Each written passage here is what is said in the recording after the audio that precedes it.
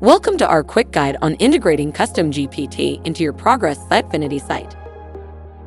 Step 1. Find your sitemap. You can find your sitemap at websitenin.com/sitemap/sitemapindex.xml. Step 2. Create a CustomGPT agent. Sign into your CustomGPT app and start a new project. Create project. Add your sitemap and name it. Click on Create Project. Step 3. Copy embed code. Once your project is ready, navigate to the project settings. Click on Sharing.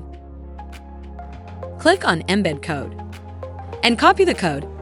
You can easily paste this code into your website settings. Curious about how it looks? Let's ask CustomGPT some questions and see how it responds.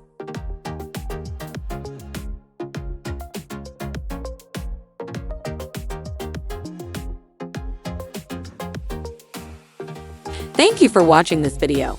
Don't forget to like, subscribe, and hit the bell icon for more updates.